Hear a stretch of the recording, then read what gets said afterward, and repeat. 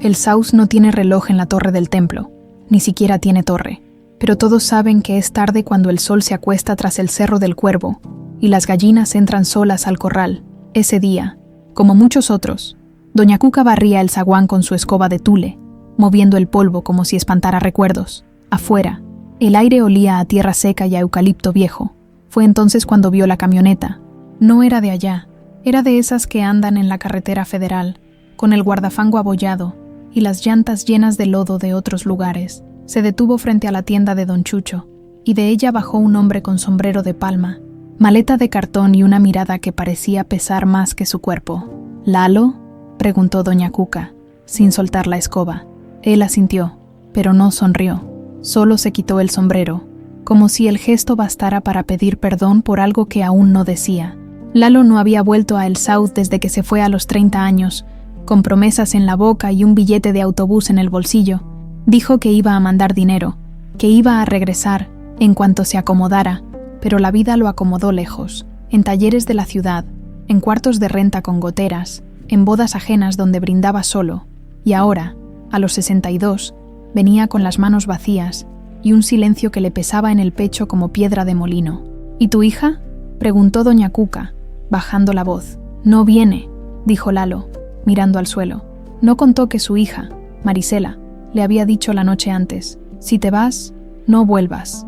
Ya no necesito un padre que aparece cuando le da la gana. No contó que había llorado en el baño del camión, con la frente pegada al vidrio frío, preguntándose si uno puede regresar a un lugar que ya no lo espera.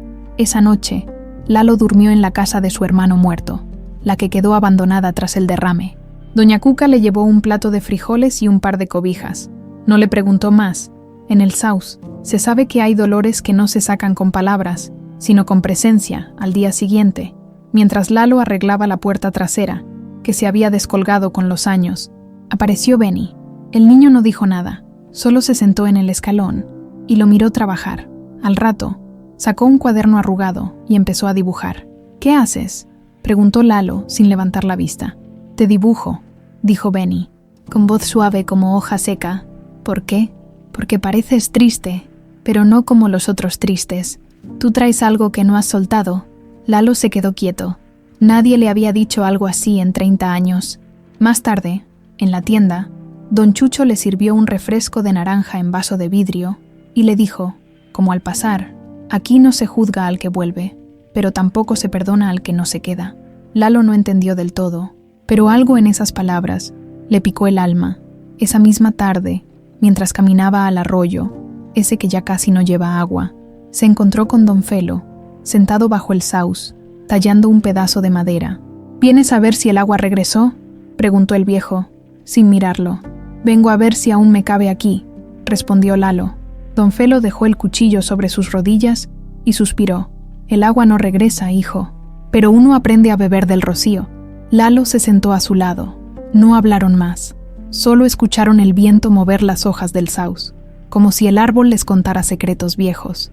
Esa noche, Lalo soñó con su hija pequeña, corriendo descalza por el patio, llamándolo papá, con la boca llena de pan.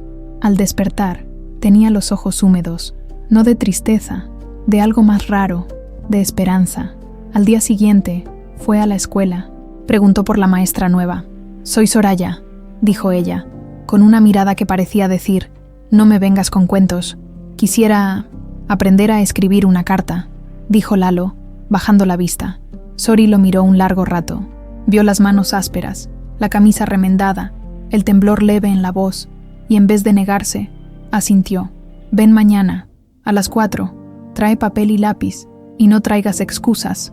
Lalo asintió, y por primera vez en años, sintió que no estaba solo. En el Sauz, nadie sabe cuándo empieza una sanación, pero todos reconocen el momento en que alguien deja de huir y empieza a escuchar. La maestra Soraya no creía en segundas oportunidades. Decía que la vida ya era bastante dura como para andar perdonando a quien te había fallado 2 veces. Pero cuando Lalo llegó puntual a las 4, con un cuaderno escolar de rayas y un lápiz tan corto que apenas le alcanzaba el dedo, algo en su postura, ni humilde ni orgullosa, solo sincera, le hizo abrir la puerta del salón vacío. ¿Y qué quieres decirle?, preguntó Sori, cruzada de brazos. No sé, respondió Lalo.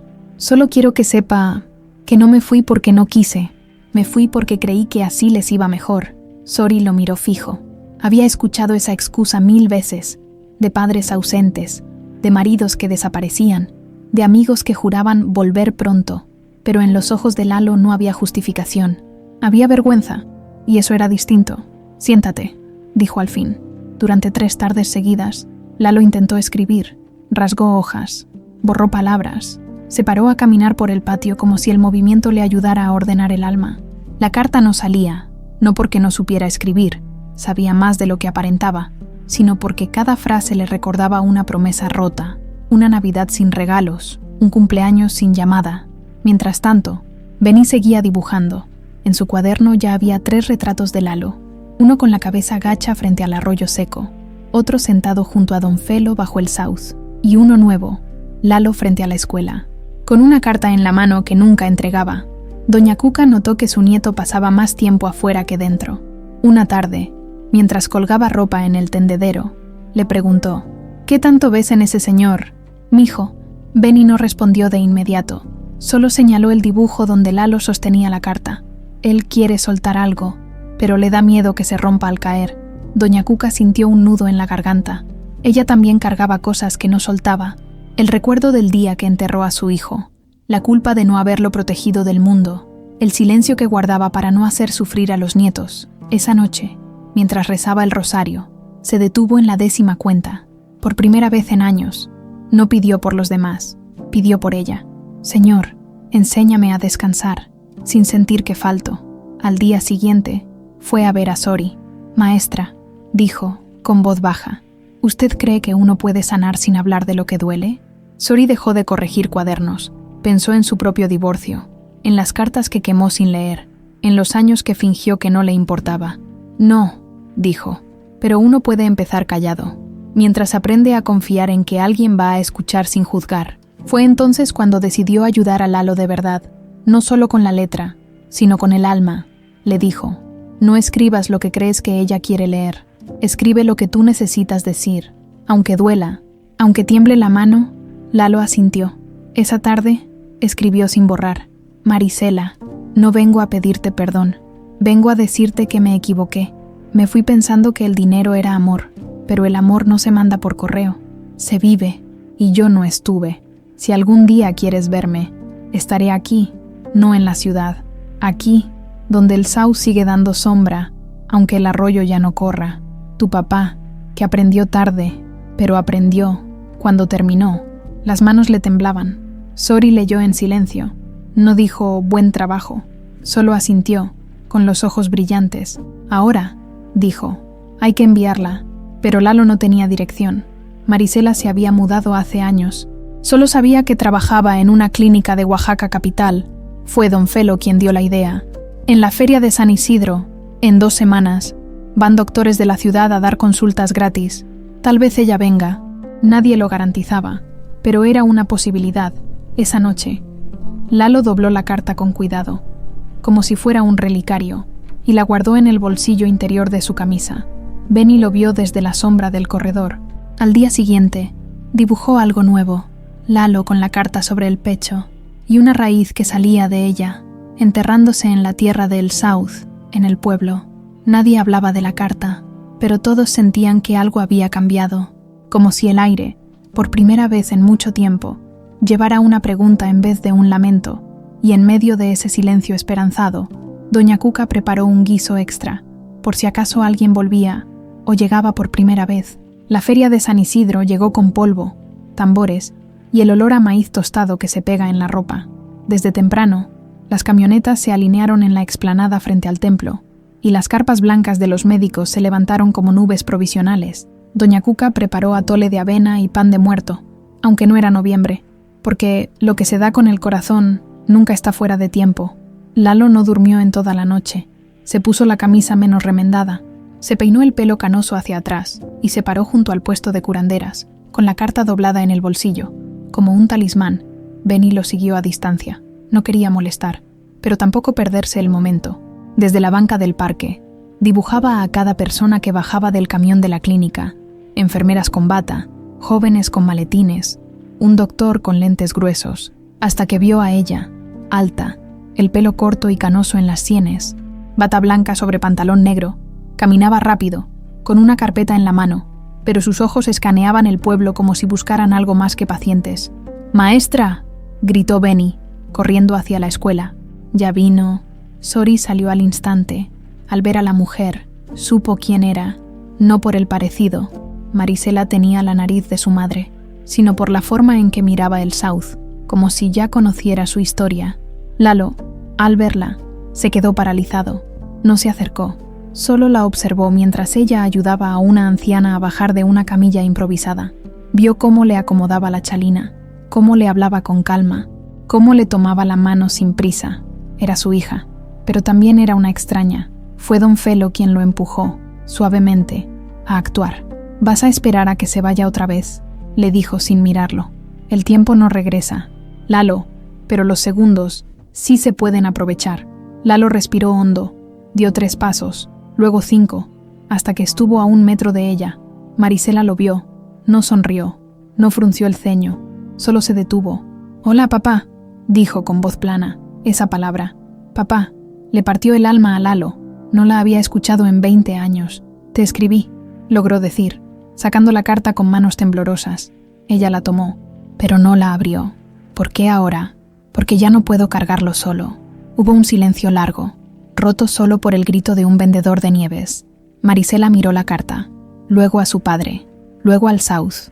«Voy a leerla», dijo, «pero no te prometo nada», y se alejó. Lalo no se movió, sentía el pecho vacío y lleno al mismo tiempo. Más tarde, mientras ayudaba a desarmar una carpa, Marisela se sentó bajo el South. Abrió la carta, leyó despacio. Al terminar, cerró los ojos. Una lágrima cayó sobre el papel, pero no la secó. Doña Cuca, desde la puerta de su casa, vio todo. No intervino. En el South, se sabe que hay duelos que solo se resuelven entre quien pide y quien decide perdonar. Pero esa noche, cuando Marisela fue a la clínica móvil a recoger sus cosas, encontró una bolsa de tela colgada del espejo retrovisor. Adentro, un frasco de miel de maguey, un pañuelo bordado con sus iniciales, las mismas que usaba de niña, y una nota de Doña Cuca, para cuando el alma necesite dulce. Marisela apretó la bolsa contra su pecho. Al día siguiente, antes de irse, buscó a Lalo. «Voy a volver», dijo. «No sé cuándo, pero voy a volver». No fue un abrazo, no fue una reconciliación completa, pero fue un comienzo. Mientras el camión se alejaba, Benny dibujó la última escena, Marisela en la ventanilla, mirando atrás, y Lalo, de pie junto al South, con una raíz invisible que ya no tiraba hacia abajo, sino que se extendía, buscando otra raíz.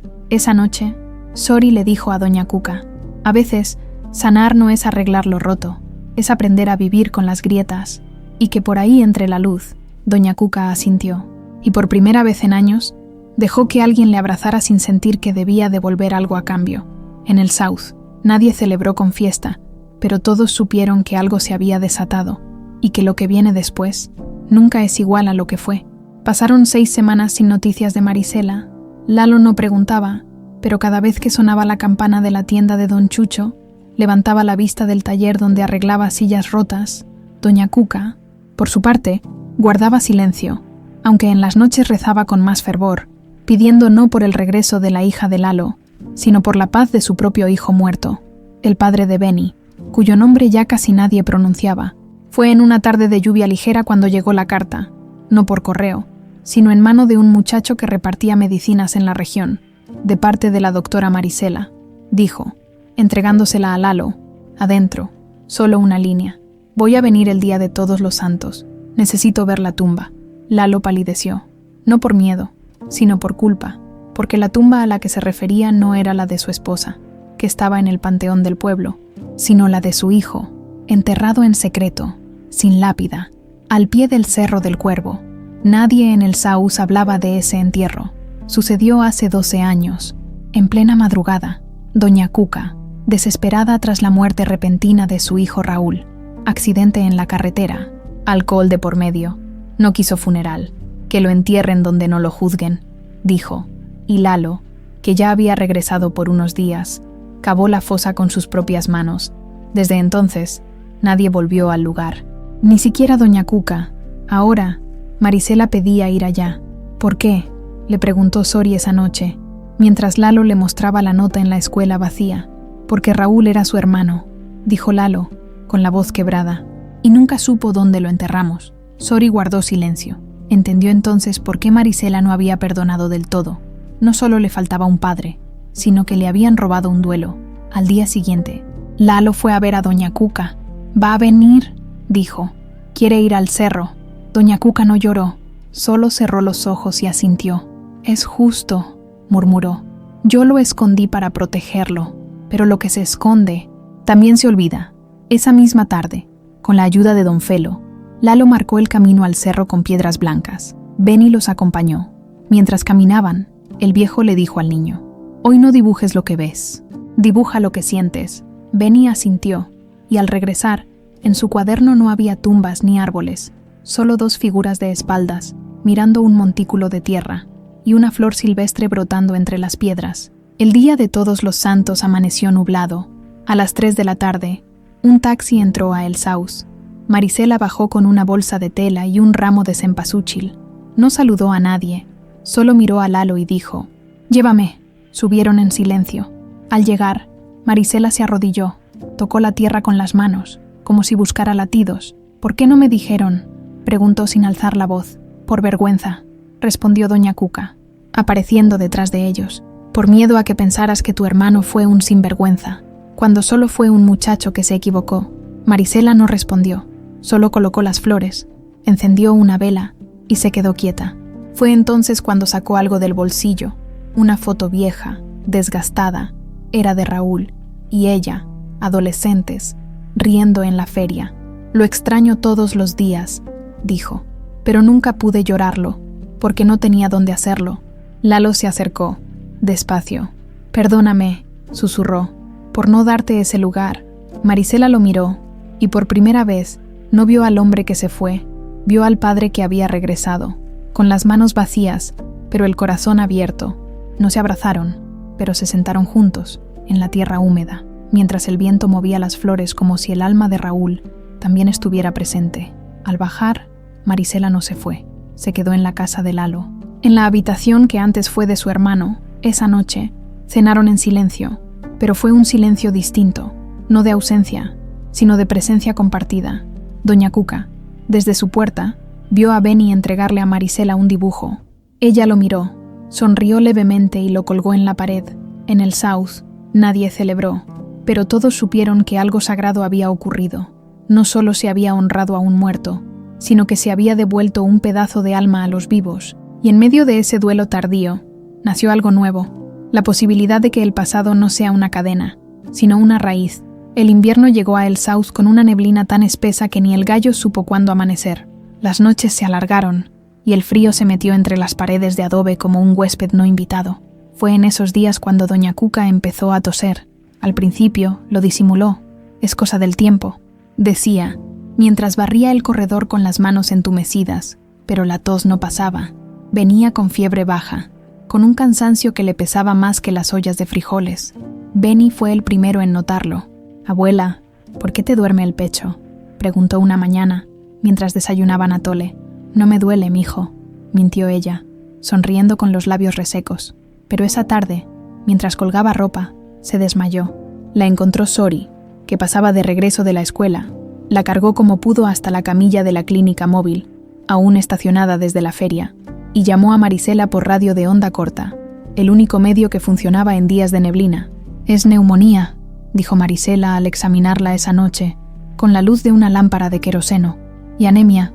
Ha estado agotándose sin darse cuenta». Lalo, parado en la puerta, apretó los puños. «Le dije 1000 veces que se cuidara». «No es por descuido», interrumpió Marisela, con voz suave. «Es por costumbre. Ella cree que si descansa, falla». Doña Cuca, acostada, escuchaba en silencio. No protestó. Por primera vez, no tuvo fuerzas para fingir. Marisela decidió quedarse. Instaló una cama plegable en la sala y, durante 5 días, cuidó a doña Cuca como si fuera su propia madre. Le dio medicinas, le preparó caldo de pollo con arroz, le leyó el rosario cuando la fiebre subía. «Usted no tiene que hacer nada», le decía cada vez que doña Cuca intentaba levantarse. «Hoy, el mundo puede esperar». Pero doña Cuca no sabía esperar. Toda su vida había sido movimiento. Cocinar, limpiar, criar, consolar. Detenerse le daba miedo, como si, al parar, todo se desmoronara. Fue don Felo quien le habló con la verdad que solo los viejos se atreven a decir. Refugio, le dijo, sentado a su cabecera. ¿Crees que Dios te puso en este mundo para ser piedra de molino? Ella lo miró, sorprendida. Yo solo quiero servir. Servir no es desaparecer, respondió él. Hasta el sauce seca en invierno, y por eso vuelve más fuerte en primavera. Esa noche, doña Cuca lloró, no por el dolor del cuerpo, sino por el alivio de que alguien le diera permiso a descansar. Mientras tanto, Beni se encargó de la casa, barría, calentaba agua, cuidaba las gallinas. Un día, Sori lo vio pelando papas con manos torpes pero decididas. ¿Quién te enseñó?, le preguntó. Nadie, dijo él. Pero si abuela no puede, yo sí. Sori lo abrazó, y en ese gesto, algo en ella también se movió. Recordó a su madre, enferma en su lecho, y cómo ella, joven y terca, se negó a volver del internado.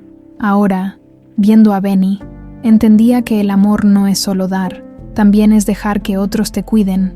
Al 6º día, doña Cuca mejoró, se sentó en el corredor, envuelta en una cobija tejida por Marisela. El sol, tímido, asomaba entre la neblina. Gracias, le dijo a su nuera, por no dejarme caer sola. Marisela sonrió. Usted nunca me dejó caer, aunque yo no lo supiera. Esa tarde, Lalo trajo una silla nueva para el corredor. La talló él mismo, con madera del árbol que cayó en la tormenta. Para que descanse sin culpa, dijo. Doña Cuca se sentó, y por primera vez en años, no pensó en lo que faltaba por hacer. Solo sintió el sol en la cara, el peso ligero de la cobija y la presencia de quienes la amaban, sin pedirle nada a cambio. En el Saúd, el invierno no terminó, pero algo dentro de la casa de doña Cuca sí cambió. El autocuidado ya no era egoísmo, era acto de fe, y en el cuaderno de Beni apareció un nuevo dibujo, su abuela sentada bajo el sol, con raíces que ya no sostenían el mundo, sino que recibían alimento de la tierra. La primavera llegó a El Sauz con flores silvestres entre las grietas del camino y el canto de los jilgueros al alba. Todo parecía renacer, menos Soraya, desde que cuidó a doña Cuca. Algo en ella se había vuelto inquieto. No era tristeza, ni enojo. Era una especie de vacío que no lograba llenar con los cuadernos de los niños, ni con las caminatas al arroyo, ni siquiera con las tardes de café con Lalo y Marisela. Fue un lunes, al abrir el buzón de la escuela, un viejo cajón de madera clavado a la pared, cuando encontró el sobre. No tenía remitente, solo su nombre, escrito con una letra que reconoció al instante, la de su hermana menor, Lucía. Sori se quedó helada.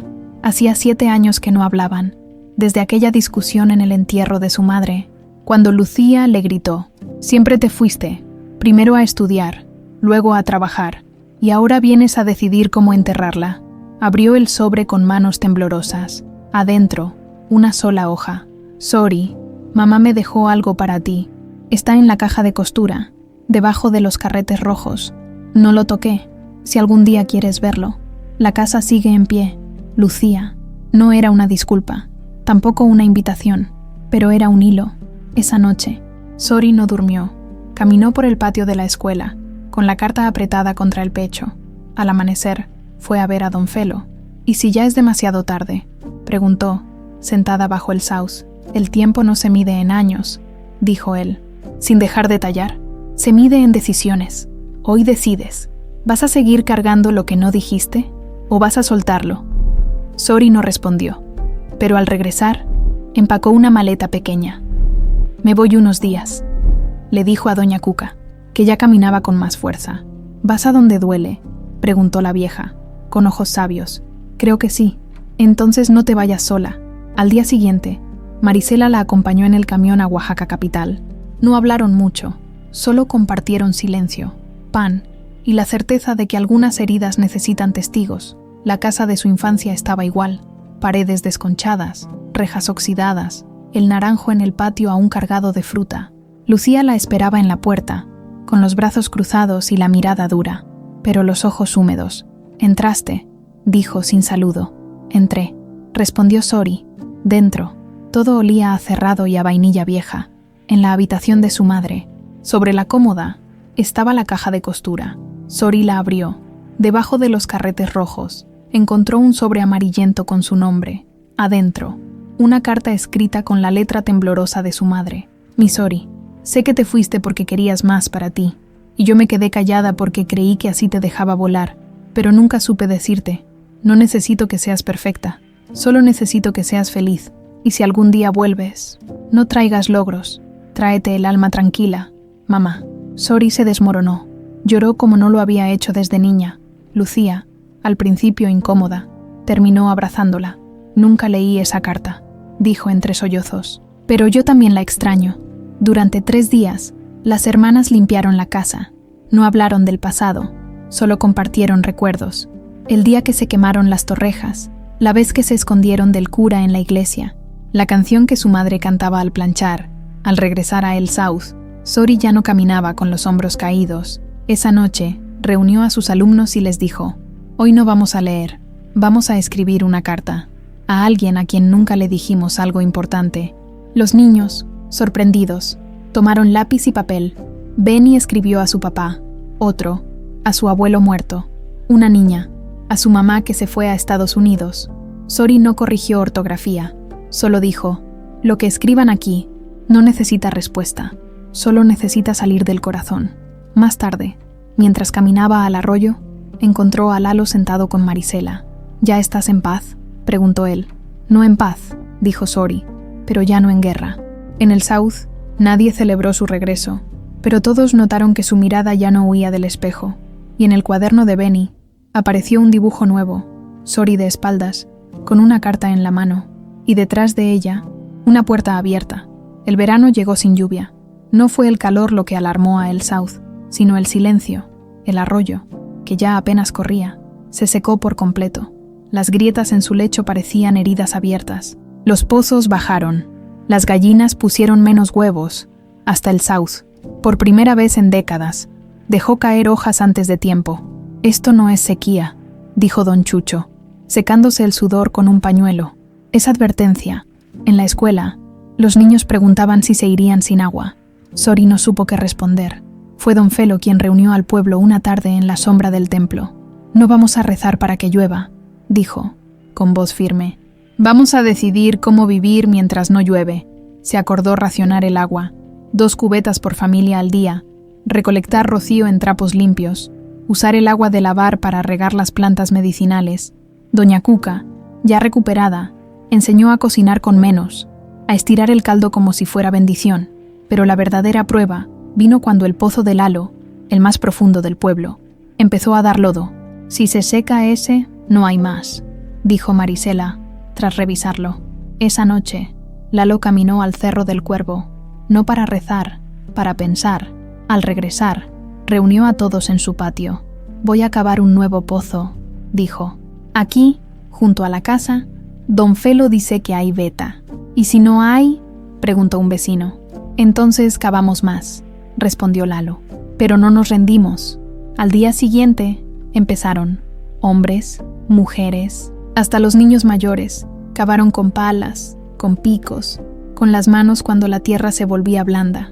Benny llevaba agua en un bote pequeño, la que alcanzaba para mojar las gargantas, no para desperdiciar. Sori, en vez de dar clase, organizó turnos.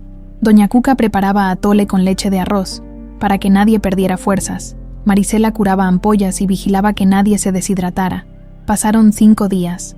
Nada. La desesperanza empezó a crecer más rápido que las grietas en la tierra. Fue entonces cuando don Felo, que apenas ayudaba por su edad, se acercó al hoyo y dijo: «Paren». Todos callaron. «No están cavando en el lugar equivocado. Están cavando con miedo». Miró a Lalo.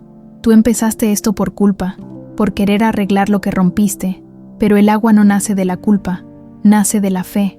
Lalo bajó la pala, respiró. «Tienen razón», dijo. «No lo hago por redimirme, lo hago porque este es mi hogar, y en el hogar uno no espera milagros, uno los construye». Al día siguiente, cavaron de nuevo, pero esta vez, sin prisa, con cantos bajos, con pausas para compartir pan, con historias de cuando el arroyo sí corría. Al 7º día, el pico de Lalo golpeó algo húmedo. «¡Agua!», gritó Benny, asomándose. No era un chorro, Era un hilillo, pero era agua. Todos se arrodillaron. Nadie habló, solo escucharon el goteo lento, como si la tierra les devolviera la vida gota a gota. Esa noche no hubo fiesta, pero sí una cena compartida en el patio de Lalo. Cada familia trajo lo poco que tenía: un puñado de frijoles, una tortilla, un trozo de queso. Comieron en silencio, mirando las estrellas. Doña Cuca, al servir el atole, dijo: a veces, lo que creemos que se perdió, solo estaba esperando a que volviéramos a escucharlo. Sori miró a su alrededor, a Lalo, con las manos llenas de tierra, a Marisela, sonriendo por primera vez sin tristeza, a Beni, dibujando el pozo en su cuaderno, a Don Felo, asintiendo en silencio. Entendió entonces que la espiritualidad no estaba en los milagros grandes, sino en los actos pequeños hechos juntos. Al día siguiente, el pozo dio más agua, y aunque la sequía no terminó, el Saud ya no tenía miedo, porque habían descubierto que el verdadero recurso no estaba bajo tierra, sino entre ellos. En el cuaderno de Beni, el último dibujo mostraba manos entrelazadas alrededor del pozo y raíces que ya no buscaban agua, sino que la creaban al unirse. Don Felo empezó a toser en las mañanas. No era la tos del invierno, ni la de la neblina. Era una tos seca, profunda, que le sacudía el pecho como si algo dentro de él ya no quisiera quedarse. «Es el tiempo», le dijo a Lalo, cuando éste lo encontró sentado bajo el Saud, con un pañuelo manchado en la mano. «Ya no me queda cuerda en el reloj». Lalo no supo qué decir, solo se sentó a su lado. «No quiero lástima», dijo Don Felo. «Quiero que escuchen lo que tengo que dar». Esa tarde, reunió a los 5 en la escuela: Lalo, Marisela, Doña Cuca, Sori y Beni. Cerró la puerta, aunque no hacía frío. «He vivido 82 años», dijo, sentado en una silla de madera, «y en todos ellos guardé algo que no es mío, es de ustedes». Sacó una caja de madera tallada, vieja, con olor a cedro y tierra seca. Adentro había 5 objetos. A Lalo le entregó un rosario de semillas negras. «De tu madre, lo guardé el día que te fuiste», ella dijo. «Dáselo cuando vuelva, y cuando ya no huya de sí mismo». Lalo lo tomó. Las cuentas estaban gastadas. Lloró sin ruido. A Marisela le dio un frasco de vidrio con tierra del Cerro del Cuervo, de la tumba de tu hermano, para que sepas que su raíz también es tuya. Ella apretó el frasco contra su pecho, como si abrazara a Raúl por primera vez. A Doña Cuca le entregó un delantal blanco, bordado con sus iniciales. «Lo hizo tu hija. Antes de morir, nunca te lo dio porque creía que no lo merecía, pero tú sí». Doña Cuca se lo puso al instante, como si por fin se permitiera ser cuidada, aunque fuera por un recuerdo. A Sori le dio un libro pequeño, encuadernado en tela. «Es el diario de tu madre. Lo escribió los últimos años. Habla de ti, con orgullo, no con rencor». Sori lo abrazó como si fuera un hijo perdido, y a Beni le entregó el cuchillo con el que tallaba madera. «Tú ves lo que otros no ven. Usa esto para dar forma a lo que sientes, y para que otros lo entiendan». Beni asintió, con los ojos llenos de promesa. «¿Por qué ahora?», preguntó Doña Cuca, con la voz quebrada. «Porque el legado no se hereda cuando uno muere», dijo Don Felo. «Se entrega cuando aún hay vida para usarlo». Esa noche no hubo despedida, pero todos supieron que algo había cambiado. Los días siguientes, Don Felo se debilitó rápido. Ya no salía al Saud, solo se sentaba en su corredor, mirando el cielo. Fue Beni quien lo acompañó más. No hablaban, solo tallaban juntos, hasta que un atardecer, Don Felo dejó el cuchillo en las manos del niño y cerró los ojos. No murió solo, estaban todos. Lalo sosteniendo su mano, Marisela velando su frente, Doña Cuca rezando en voz baja, Sori leyendo un pasaje del Evangelio, y Beni, tallando en silencio una figura pequeña, un viejo bajo un árbol, con las raíces extendidas. Al día siguiente, lo enterraron junto al Saus, sin lápida, solo una piedra lisa, con una semilla plantada encima. «Así su sabiduría sigue creciendo», dijo Lalo. Esa noche, en la casa de Doña Cuca, compartieron el último atole que Don Felo había pedido, con canela y sin prisa. Nadie habló de muerte. Hablaron de lo que aprendieron, que sanar no es olvidar, sino integrar, que volver no es regresar al pasado, sino construir desde lo que se rompió, que cuidar no es cargar, sino compartir, que el silencio, a veces, es la palabra más honesta. Y Beni, al final, mostró su dibujo final, 9 raíces distintas, una por cada capítulo, entrelazadas bajo el saus, formando una sola raíz grande. En el saus, la vida siguió, pero ya nada fue igual, porque habían aprendido que el espíritu no evoluciona solo, sino cuando se entrega, se recibe y se comparte.